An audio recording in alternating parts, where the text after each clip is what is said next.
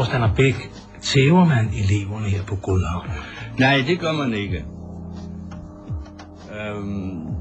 Efter det sidste nye cirkulære er korporlig røvelse forbudt. Optagelsen fra Danmarks Radios arkiv er fra 1969.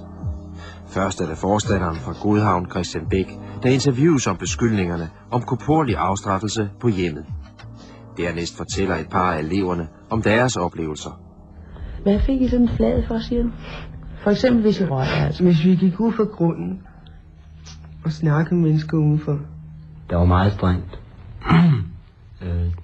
Det var også bare den mindste overtrædelse, så var det tæsk. Vi måtte ikke ryge, vi måtte overhovedet ikke gå uden for grunden.